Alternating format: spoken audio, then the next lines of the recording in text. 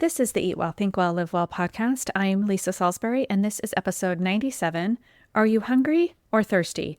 The Importance and Confusion of Hydration. Welcome to Eat Well, Think Well, Live Well, the podcast for women who want to lose weight, but are tired of counting and calculating all the food. I'm your host, Lisa Salisbury. I'm a certified health and weight loss coach and life coach, and most importantly, a recovered chronic dieter. I'll teach you to figure out why you are eating when you aren't hungry instead of worrying so much about what you are eating. How many times have you heard, oh, are you hungry or are you just thirsty? Or water's going to really help you lose weight. I have said this, and my clients know that I encourage them to be very well hydrated, but why? Why is that the case? I wanted to delve into this and just get a little more understanding. And this is a quick episode, so it's not, hopefully isn't too much science for you, but I did delve into some of the research about why water is effective to help us lose weight. So 60% of your body is composed of water. That only just tells us that it's critical in every cellular activity in the entire body. Water may suppress your appetite. It possibly can boost your metabolism. It might make exercise easier and more efficient. All of this could contribute to results on the scale. So let's get into some of these things and note how I said it may do this and it might do that. I'm going to tell you why. So thirst, which is triggered by mild dehydration, is often mistaken for hunger by the brain. Consuming water shortly before eating may help slightly fill the stomach and signal fullness. This is where the appetite suppression part comes in. So people who drank 2 glasses of water immediately before a meal in a small 2016 study ate 22% less than those who didn't drink any water prior to eating. There is a caveat to this. When I was researching, I was reading an article on the Johns Hopkins website, and this is literally how they reported the study. People who drank the 2 glasses of water, etc. But when I went directly to that study, the people were actually young, non-obese males who were included in this study. So does this mean it definitely does not apply to middle-aged women? Not necessarily. But it's just something to be aware of because 20-something males are not the same as 40-something females. As Dr. Stacy Sims likes to say, females are not just small males.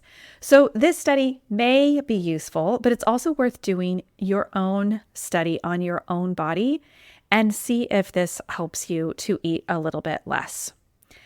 In the boosting metabolism category, an 8-week study was published in 2013, and this study used girls with overweight, so a little closer to probably some of you listeners.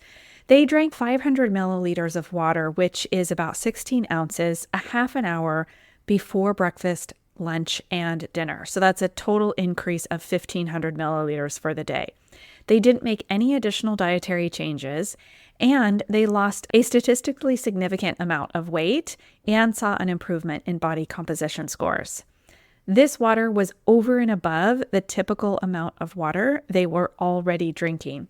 So it's about 50 ounces more than what they had already been doing, which we don't have that number in the study, the amount they were already consuming, but it was just more. So why did this work? Drinking water appears to stimulate thermogenesis, or heat production in the body, particularly when you drink chilled water. The body has to expend energy to warm the fluid to body temperature, and the more energy expended by your body, the faster your metabolism, the process by which your body converts what you eat and drink into energy, runs. So the effect of this thermogenesis is small. Just like we don't out-exercise poor quality or excessive food, we can't out-hydrate it either and think the thermogenesis on cold water is going to be enough for us to just lose all of our weight. This is all just additive to what we are already doing. And again, this is just part of the reason why I encourage you to stay hydrated.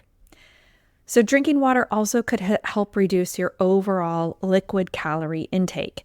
Because water obviously contains no calories, filling your glass with water instead of higher calorie alternatives like juice or soda or sweetened tea can reduce your overall liquid calorie intake. Choosing water over the standard 20-ounce vending machine soft drink, and you'll drink 250 fewer calories. Seems like not a lot for the day, but if you multiply that out by the week, it really can add up. Staying hydrated also helps the effectiveness of your workouts. Not only does it help distribute electrolytes throughout the body, that helps prevent cramping, it also keeps the muscles from breaking down as much of its protein. When the muscle cells are dehydrated, they tend to break down the proteins more quickly and then build muscle more slowly. Even if you aren't an excessive sweater, the heat that's generated during exercise is shunted to the skin surface where perspiration and subsequent evaporation can then help with temperature regulation. I often think, well, I work out in an air-conditioned gym, like how much water am I really losing due to perspiration? And it's not really about the water loss there that we need to replace. It's about the ability to be able to sweat in the first place. So if you're dehydrated, you won't have any excess to allow this process to take place at all. So even if you aren't like sweating excessively, just staying hydrated allows this process to take place in the first place, keeping your workout more effective. It also helps to maintain your blood volume, which also helps with working out. Water helps the body remove waste. Obviously, urine is primarily made up of water, but sufficient hydration is also needed to keep the stool soft and facilitate that movement. We could go deep into that topic, but I think that's pretty self-explanatory. The body needs water to burn fat, and this is probably one of the biggest reasons that we want to stay hydrated when we are on a fat loss trajectory. Studies aren't clear as to why or what the mechanism is, but mild dehydration actually decreases lipolysis. Lipolysis is the breakdown of fats. So we need water to break down fats. We don't really know why. We just know that we need it. So how much water is needed for all of these processes? Obviously, we've heard the classic 8-ounce glasses of water or 64 ounces a day. The National Academies of Sciences, Engineering, and Medicine actually recommends 91 ounces, oddly specific, of water each day for women and approximately 125 ounces for men. So that's quite a bit more than the classic 64 ounces we've been hearing for a long time. Remember, though, that some of this water can come from foods like fruits and vegetables especially.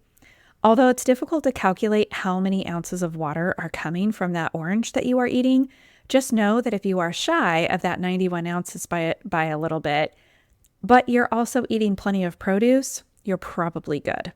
Personally, I feel good when I'm drinking close to 100 ounces of water per day in addition to my foods. I like to get all the water in liquid form and let my food be the insurance on top. The best way to know if you're hydrated enough is to check your output, check your urine. You want to avoid darker yellow colors, and strong smelling urine can also be a good indicator of needing some extra water.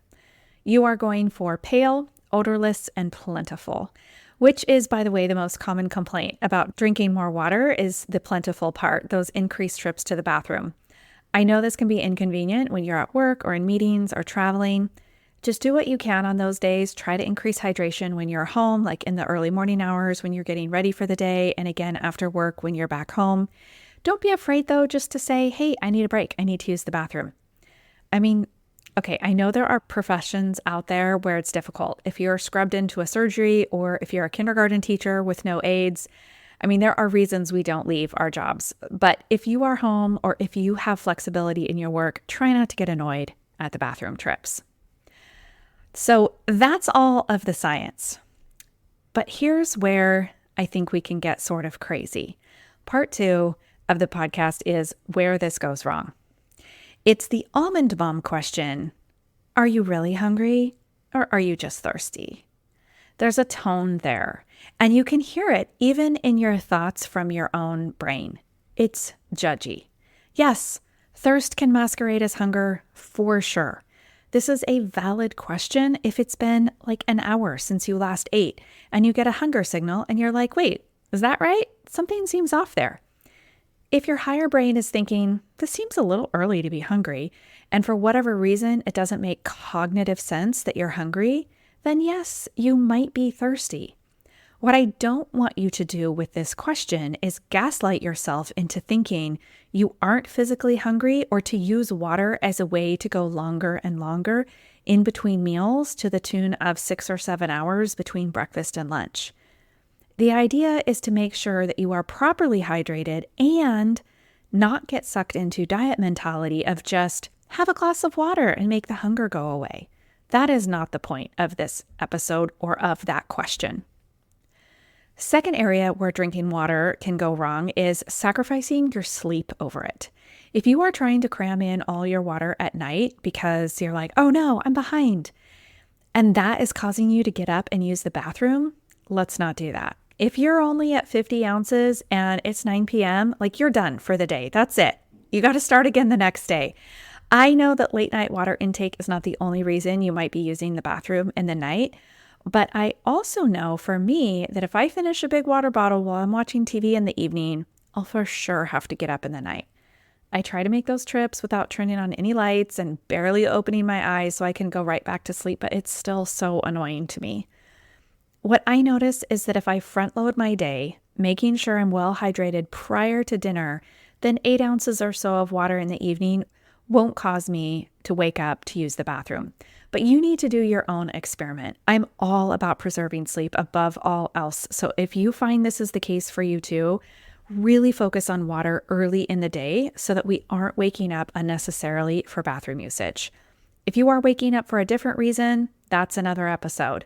I just don't want to compound any sleeping issues you may have with increased hydration to the point of waking you up for that. Lastly, this maybe goes wrong when you are thinking only plain water counts. Anything that adds to your hydration counts. Some people might say things like coffee, tea, or diet soda don't count because of the caffeine content, and that's dehydrating. I think the debate is really still out on that because you can find arguments for both sides. Personally, I think most of that liquid counts, meaning it's primarily made up of water, so it's going to help your hydration. I'm not interested in doing any complicated math with my water, just like I don't do any complicated macro counting or calorie gymnastics in my head anymore. So trying to figure out if only 12 of the 16 ounces of Diet Coke counts towards my hydration goal for the day is just silly.